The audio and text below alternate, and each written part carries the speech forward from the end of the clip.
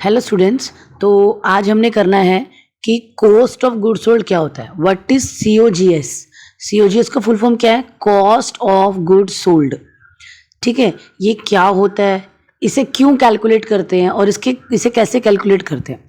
ठीक है, तो कॉस्ट ऑफ गुड्स सोल्ड नाम से पता लग रहा है कि हमें उस चीज़ की कॉस्ट बतानी है जो गुड्स हमने बेच दी हैं। जो गुड्स हम सेल कर चुके हैं उनका हमें कॉस्ट वैल्यू बताना है। ठीक है, मान लो वो चीज़ मैंने, कोई गुड्स था वो 12,000 में बेचा, तो मैंने उसको खरीदा कितने में था, कि क्या उसका कॉस्ट था, यानी कॉस्ट ऑफ गुड्स सोल्ड मुझे निकालना है कि जो सामान मैंने बेचा है उसका कॉस्ट कितना था।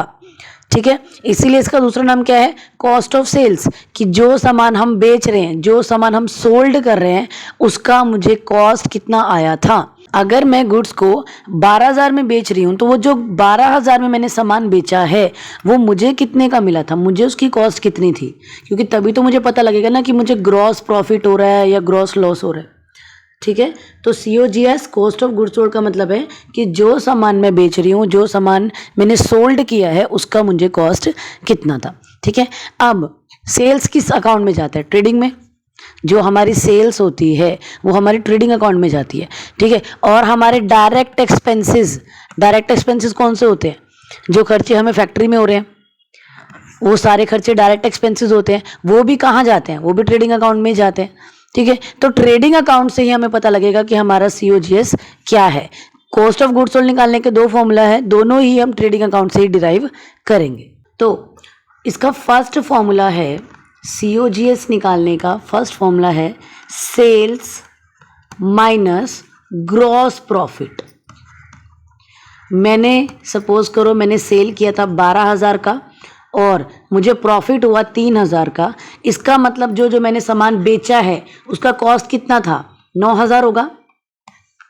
9,000 कॉस्ट था और 3,000 का प्रॉफिट था, तो ही तो 12,000 में सेल हुआ ना वो।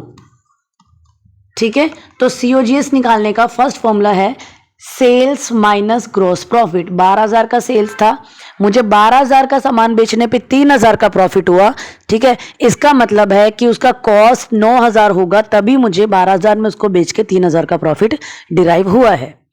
ठीक है, फर्स्ट फॉर्मूला क्या है? Sales minus gross profit. और सेकेंड फॉर्मूला क्या है इसका? COGS निकालने का सेकेंड फॉर्मूला क्या है? Opening stock. ओपनिंग स्टॉक मेरे पास कितना था, प्लस जितने भी मैंने डायरेक्ट एक्सपेंसेस किए हैं वो ऐड कर दो, प्लस मैंने अगर कुछ परचेज किया था विद इन द ईयर वो भी ऐड कर दो। और ये सबको ऐड करने के बाद इसमें से जो क्लोजिंग स्टॉक बचा है उसको माइनस कर दो। जो वैल्यू आएगा वो हमारा क्या होगा? COGS का वैल्यू होगा। अब इस फॉर्मूले को जरा एक बार देखो। ठीक है, पहले इस फॉर्मूला को समझो, छोटे छोटे नंबर्स लेंगे ताकि आपको इजीली समझ में आ जाए।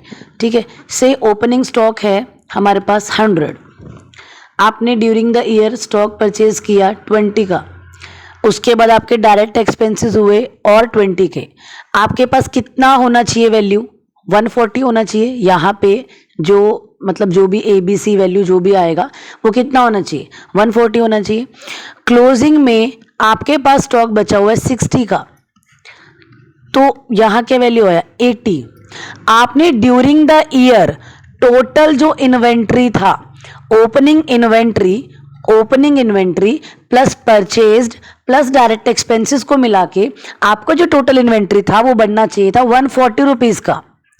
लेकिन जब आपने क्लोजिंग बैलेंस देखा तो क्लोजिंग स्टॉक था ओनली 60 रुपीज़ का, तो बाकी का 80 किधर गया? अगर मैंने 140 का स्टॉक प्रोडक्शन किया, ओपनिंग परचेज सब मिला के 140 होना चाहिए, पर क्लोजिंग में 60 दिखा रहा, तो बाकी का कहाँ गया होगा? सेल हो गया होगा, तभी हमारे पास नहीं है ना, वरना हमारे वेयर हाउस में, गोडाउन में होना चाहिए था वो वैल्यू। इतना सामान सेल हो गया। ये सारी चीज़ें मैंने किस पे खरीदी थी? ओपनिंग स्टॉक भी कॉस्ट पे था, परचेज भी कॉस्ट पे थी, डायरेक्ट एक्सपेंस भी कॉस्ट पे था और क्लोजिंग स्टॉक भी कॉस्ट पे है। ठीक है, अगर ये सारी ही चीज़ें कॉस्ट पे हैं और मेरे पास इतना स्टॉक होना चाहिए था पर इतना है और मुझे पता लगा कि ये सामान सेल हो गया, तो ये वैल्यू भी किस पे होगा? कॉस्ट पे ही होगा ना।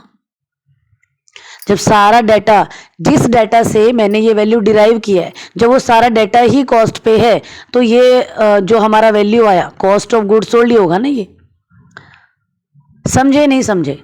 एक बार देखो, ओपनिंग स्टॉक था, परचेज था, डायरेक्ट एक्सपेंसेस था, ये सारे खर्चे करने के बाद मेरे पास 140 वैल्यू मिला, यानी मेरे पास 140 का स्टॉक होना चाहिए था। लेकिन क्लोजिंग स्टॉक में जब मेरे पास मैंने देखा गोडाउन में, तो सिर्फ 60 का ही बाकी था, यानी बाकी 80 किधर गया? सेल हो गया होगा, तभी गोडाउन में नहीं है। ठीक है, पर ये सारी चीजें कॉस्ट पे थी, इसका मतलब ये जो 80 है ये भी क्या है? Cost of goods sold. अभी समझ में आया ये फॉर्मूला? तो यानी COGS का दूसरा फॉर्मूला क्या है? COGS is equals to opening stock plus purchase during the year plus direct expenses. जितने भी डायरेक्ट एक्सपेंसेस होंगे, डायरेक्ट एक्सपेंसेस कौन से होते हैं? एक्सपेंसेस रिलेटेड टू प्रोडक्शन, जो डायरेक्टली प्रोडक्शन को अफेक्ट कर रहे हैं। ठीक है, expenses related to production. Opening stock, purchase plus direct expenses, और माइनस क्या होगा? माइनस यहाँ पे लिख रही हूँ, ये सारी मैंने प्लस की ट्रांजेक्शन लिखी, इनको प्लस करने के बाद जो टोटल आएगा उसमें से हम माइनस कर देंगे क्लोजिंग स्टॉक, तो जो वैल्यू मिलेगा वो आपको COGS का मिलेगा। ठीक है, ओपनिंग था 100, परचेज किया था 20 का सामान, डायरेक्ट एक्सपेंसेस 20 था, यानी मेरे पास जो सामान होना चाहिए था वो 140 वैल्यू का होना चाहिए था। लेकिन जब मैंने उसमें से क्लोजिंग स्टॉक माइनस किया, 60 माइनस किया, तो मुझे पता लगा कि मेरे पास 80 का स्टॉक अभी अवेलेबल नहीं है, और 80 का स्टॉक अगर गोडाउन में नहीं है तो इसका मतलब वो क्या हुआ होगा? सेल हो गया होगा। ठीक है, यानी कि ये हमारा कॉस्ट ऑफ गुड्स सोल्ड निकालने का फॉर्मूला है। समझ में आया?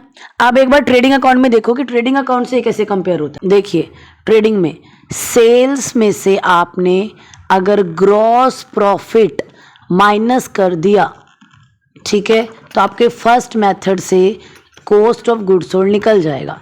फर्स्ट मेथड क्या था? Sales minus gross profit is equals to cost of goods sold. Clear है? इसके बाद सेकंड मेथड क्या है? हमारा सेकंड फॉर्मूला क्या था? Opening stock plus purchase plus direct expenses, ये सब हमारे डायरेक्ट एक्सपेंसेस है ना, plus direct expenses minus closing stock. ये पूरे पैराग्राफ को opening plus purchase plus direct को ऐड करो और माइनस कर दो क्लोजिंग स्टॉक, तो हमारा COGS आ जाएगा। Opening plus purchase plus direct expenses minus closing stock करने से आपका COGS का वैल्यू मिल जाएगा। यानी कि आपके दोनों ही फॉर्मूला ट्रेडिंग अकाउंट से डिराइव हो रहे हैं। ठीक है, फर्स्ट में ये opening plus purchase plus direct expense करना है और माइनस क्लोजिंग स्टॉक कर देना है। ठीक है, और सेकंड फॉर्मूले में क्या है कि सेकंड फॉर्मूला में आपने इधर से सेल्स उठाना है और सेल्स में से ग्रॉस प्रॉफिट माइनस कर देना है। ठीक है, फर्स्ट फॉर्मूला ये आपको यहाँ से यहाँ तक लेके जा रहा है और सेकंड फॉर्मूला आपको यहाँ से यहाँ तक लेके आ रहा है। ठीक है, ट्रेडिंग के जितने भी ट्रांजेक्शन दी होंगी उन सबको इंक्लूड करके आपने अपना कॉस्ट ऑफ गुड्स सोल्ड निकाल लेना है। क्लियर है? कॉस्ट ऑफ गुड्स सोल्ड होता क्या है कि जो सामान आपने बेचा है, जो बनाया है, उसके कॉस्ट की बात नहीं हो रही है। जो सामान, कॉस्ट ऑफ गुड्स सोल्ड का मतलब है जो सामान आपने सोल्ड किया है उसका कॉस्ट आपने बताना है। ठीक है, ये ध्यान में रखना है। अब क्वेश्चन ये आता है कि क्या दोनों फॉर्मूला 1 और 2 दोनों अप्लाई करने से आंसर बिल्कुल सेम आएगा? ठीक है, तो एक एग्जांपल के थ्रू देखते हैं ताकि आपको क्लियर हो जाए कि आप दोनों में से कोई भी मेथड यूज करोगे आंसर आपका बिल्कुल सेम आने वाला है। ये देखिए, मैंने यहाँ पे दोनों फॉर्मूला लिख लिए। फर्स्ट है सेल्स माइनस ग्रॉस प्रॉफिट। अब इस क्वेश्चन में सेल्स कितना दिया है? 70500 और ग्रॉस प्रॉफिट कितना दिया है? 18300। अगर मैं माइनस करती हूँ तो मेरा COGS कितना आता है? यहाँ पे ये हो गया है 52200। ठीक है, इसके बाद सेकंड मेथड से मैंने फॉर्मूला अगेन इसका भी लिख दिया, opening plus purchase plus direct expense minus closing stock. Opening stock कितना दिया है? 16500 प्लस परचेज कितना दिया है? 44500। डायरेक्ट एक्सपेंसेस हमें यहाँ पे 3 दी हैं। ठीक है, तीनों डायरेक्ट एक्सपेंसेस का हमने टोटल कर लेना है। 1200, 4800 प्लस 3200 माइनस क्लोजिंग स्टॉक कितना गिवन है? 18000 का। 18000 एक बार कैलकुलेशन करके देखो क्या आंसर आता है। अगेन ये वैल्यू आएगा 52200। आप चेक कर लेना। ठीक है, हमने चाहे फर्स्ट मेथड यूज़ किया या हमने सेकंड मेथड यूज़ किया, आंसर दोनों ही मेथड से आपका सेम आएगा। यानी आपका जो कॉस्ट ऑफ गुड्स सोल्ड है वो आप फर्स्ट मेथड से सॉल्व करो या आप सेकंड मेथड से सॉल्व करो, आंसर आपका सेम आने वाला है। Clear? Okay then, thank you so much.